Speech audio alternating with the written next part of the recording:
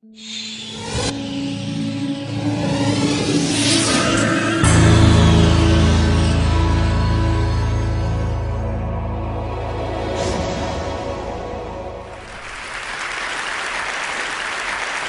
I'm a huge believer in hands-on education. But you have to have the right tools. If I'm going to teach my daughter about electronics, I'm not going to give her a soldering iron. And similarly, she finds prototyping boards really frustrating for her little hands. So my wonderful student Sam and I decided to look at the most tangible thing we could think of, Play-Doh. And so we spent a summer looking at different Play-Doh recipes. And these recipes probably look really familiar to any of you who've made homemade Play-Doh. Pretty standard ingredients you probably have in your kitchen. We had two favorite recipes, one that had these ingredients, and a second that had sugar instead of salt. And they're great, we can make great little sculptures with these. But the really cool thing about them is when we put them together. You see that really salty Play-Doh? Well, it conducts electricity. And this is nothing new. It turns out that regular Play-Doh that you buy at the stores conducts electricity, and high school physics teachers have used that for years. But our homemade Play-Doh actually has half the resistance of commercial Play-Doh.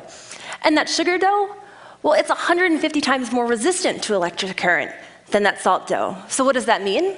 Well, it means if you put them together, you suddenly have circuits. Circuits that the most creative, tiny little hands can build on their own.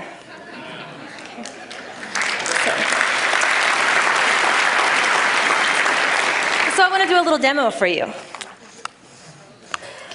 So if I take this salt dough, again, it's like the Play-Doh you probably made as kids, and I plug it in to 2 leads of a battery pack, simple battery pack. You can buy them at Radio Shack and pretty much anywhere else. We can actually then light things up. But if any of you have studied electrical engineering, we can also create a short circuit. If I push these together, the light turns off, right? The current wants to run through the Play-Doh, not through that LED. If I separate them again, I have some light. Well, now if I take that sugar dough, the sugar dough doesn't want to conduct electricity. It's like a wall to the electricity. If I place that between, now all the dough is touching, but if I stick that light back in, I have light. In fact, I could even add some movement to my sculptures. If I want a spinning tail, let's grab a motor. Put some Play-Doh on it, stick it on, and we have spinning. Okay. And once you have the basics, we can make a slightly more complicated circuit. We call this our sushi circuit. It's very popular with kids.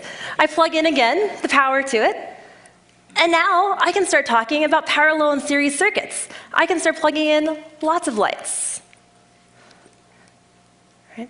And we can start talking about things like electrical load. What happens if I put in lots of lights and then add a motor, right? It'll dim. We can even add microprocessors and have this as an input and create squishy sound music that we've done. You could do parallel and series circuits for kids using this. So this is all in your home kitchen. We've actually tried to turn it into an electrical engineering lab. We have a website, it's all there. These are the home recipes. We've got some videos, you can make them yourselves. And it's been really fun since we put them up to see where these have gone. We've had a mom in Utah who used them with her kids, to a science researcher in the UK, and curriculum developers in Hawaii.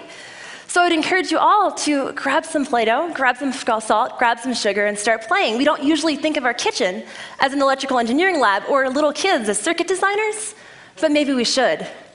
Have fun. Thank you.